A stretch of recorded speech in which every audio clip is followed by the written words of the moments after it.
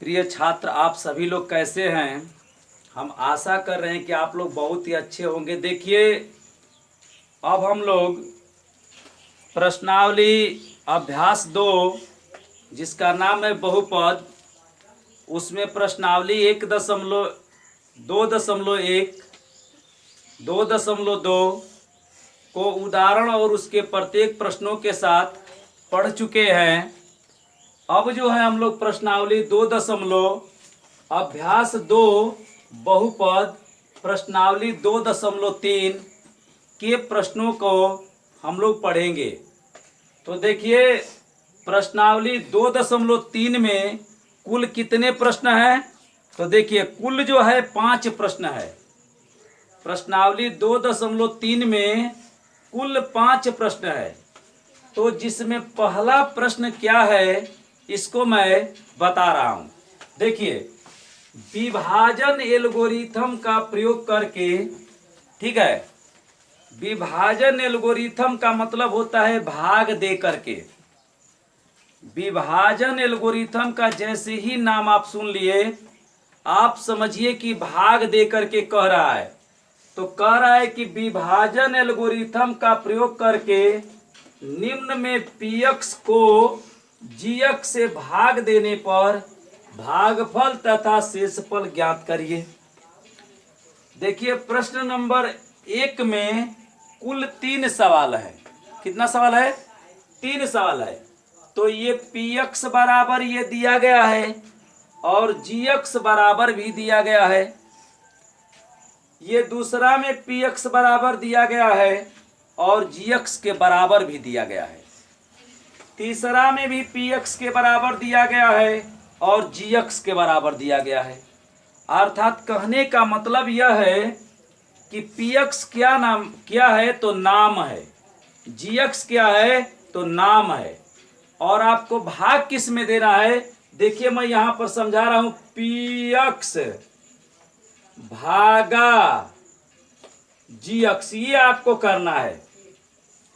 इस पूरे प्रश्न में पीएक्स में जीएक्स से भाग देना है। तो क्या आप पीएक्स में जीएक्स से भाग देंगे? नहीं। देखिए, आप इसको ऐसे भी लिख सकते हैं, पीएक्स भागा, यहां पर क्या होगा, जीएक्स। ऐसे भी लिख सकते हैं, पीएक्स भागा जीएक्स, ऐसे भी लिख सकते हैं। आइए, आप जानते भी हैं कि जो यहां पर लिखा जाता है उसे पीएक्स कहते हैं, या आप इसे भाज्य कहते हैं, ए के नाम से भी इसको जानते हैं। और यहां पर जो लिखते हैं उसको जीएक्स कहते हैं, इसे भाजक भी कहते हैं और बी के नाम से भी जानते हैं। और देखिए, यह जो है भागफल है और यह नीचे जो गिरता है उसे क्या कहते हैं, शेषफल कहते हैं। तो हमें यही और यहाँ का पता करना है, यही इसका कहने का मतलब है। तो देखिए, मैं क्या करूंगा कि सबसे पहले आप इस प्रश्न को उतार दीजिए, लिख लीजिए, पीएक्स बराबर एक्स पर 3 घात माइनस 3x² प्लस 5x ऋण 3। देखिए, उदाहरण में भी उदाहरण नंबर 6 और उदाहरण नंबर 7 जो है आपका भाग ही था। अब देखिए, यह जो है जीएक्स बराबर लिख दीजिए, जीएक्स बराबर x² माइनस 2। ठीक है। अब देखिए, एक चीज मैं बता दे रहा हूं, आपको क्या करना है।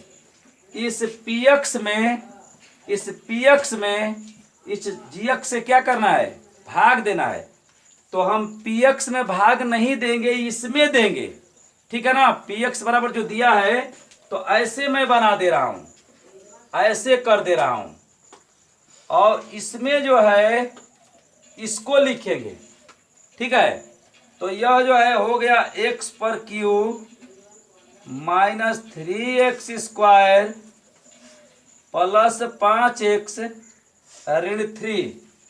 देखिए, यह सजाया गया है, क्योंकि चर की उच्चतम घात कितनी है? 3 है, उसके बाद 2 घात वाला है, उसके बाद 1 घात वाला है, उसके बाद अचर है। सजा है ना।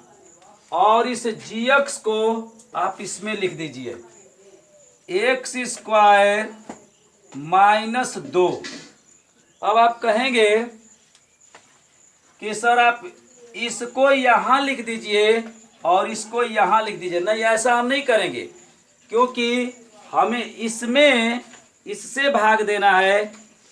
तो जिसमें भाग देना होता है उसे हम भाज्य कहते हैं, और जिससे भाग देते हैं उसे भाजक कहते हैं। और यहाँ पर भाजक रहता है, और यहाँ पर क्या रहता है? भाज्य, और यहाँ पर भागफल और नीचे शेष। तो हमें शेष और भागफल ज्ञात करना है। देखिए, तो चलिए मैं इसको प्रारंभ कर रहा हूँ। आप भाग का नियम जानते हैं। इसके पहले पद से इसके पहले पद में क्या करेंगे? भाग देंगे। तो पहला पद यह है, पहला पद यह है। देखिए, x/3 बटा में x²। ठीक है, ऊपर 3 घात है, नीचे 2 है, तो 2 यह क्या हो जाएगा? खत्म हो जाएगा। क्या बचेगा? x बचेगा। तो बताइए, इसके पहले पद से जब इसके पहले पद में हम भाग देते हैं, आज जो आता है उसे कहाँ लिखते हैं? भागफल में लिखते हैं। अब इस भागफल का इस भाजक के साथ क्या करेंगे? गुणा करेंगे। क्या करेंगे? x² माइनस 2 गुणा करिए। x पर 1 घात है, x पर 2 घात है, गुणा करेंगे तो क्या हो जाएगा? x पर 3 घात हो जाएगा। हो जाएगा। और ये धन है और यहाँ पर धन है, इसलिए धन लिख दिए। धन में ऋण का गुणा करेंगे, ऋण होगा। x में 2 का गुणा करेंगे, 2x होगा। अब यह बताइए, जो गुणा करने पर आता है उसे कहाँ लिखते हैं? तो इस भाज्य के नीचे लिखते हैं। देखिए, x/3 माइनस 2x 2x है ना। तो देखिए, आप इस 1 घात वाला के नीचे लिख दीजिए माइनस 2x, इसके नीचे लिख दीजिए। सही है? सही है ना। अब यह बताइए आप कि इसको मिलाइए। देखिए, प्रत्येक उदाहरण को भी हम लोग इसी तरीके से हल किए हैं। 3 घात वाला है, यहाँ पर भी 3 घात वाला है, और इसको घटाने के नियम का प्रयोग करिए। तो ये प्लस है तो ऋण हो जाएगा, और ऋण है तो धन हो जाएगा। अब यह देखिए, 3 घात वाला यहाँ पर है, 3 घात वाला यहाँ पर भी है। संख्या समान है और चिन्ह क्या है? विपरीत है। ये धन है, ये ऋण है, इसलिए ये आपस में क्या हो जाएगा? कट जाएगा। आपस में क्या हो जाएगा? कट जाएगा। अब देखिए क्या करेंगे कि यहाँ पर देखिए, ऋण x² है। बताइए, 2 घात वाला यहाँ पर कहीं है? इसको आप उतार दीजिए, माइनस 3x²। अब यह देखिए, x पर 1 घात वाला 1 है, और यहाँ पर भी 1 है। बताइए, 1 घात वाला है, 1 घात वाला है, तो 5x यह है, 2x यह है। दोनों को जोड़ देंगे, क्योंकि धन चिन्ह है तो क्या हो जाएगा? प्लस 7x हो जाएगा। हो जाएगा 7x। अब देखिए, ऊपर से इस ऋण 3 को भी मैं उतार दे रहा हूं, माइनस 3 को भी। अब देखिए, अब इसके पहले पद से इसके पहले पद में हम लोग क्या करेंगे? भाग देंगे। क्या करेंगे? भाग देंगे। पहले पद से, किसके पहले पद से? भाजक के पहले पद से भाज्य के पहले पद में क्या करेंगे? माइनस 3x² बटा में x²। ठीक है।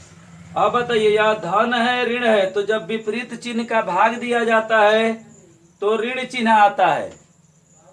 और देखिए, यह x² से x² कट जाएगा, यहाँ पर 3 आ जाएगा। आ जाएगा 3। इस 3 को हम कहाँ लिख देंगे? तो इस 3 को हम भागफल में लिखेंगे। यहाँ पर हो जाएगा -3। अब इस ऋण 3 का इस भाजक के साथ क्या कर देंगे? गुणा कर देंगे। देखिए, x² -2 गुणा करिए। तो गुणा करेंगे तो देखिए, ये ऋण है, यह धन है, ऋण हो जाएगा।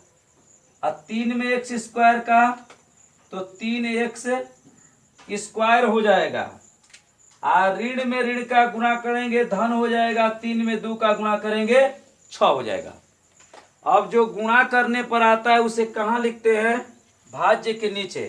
तो मैं लिख दे रहा हूं ऋण 3x स्क्वायर, और देखिए धन 6 है तो 7 के नीचे नहीं लिख रहे x वाला का, इसके नीचे लिख दे रहे हैं धन 6।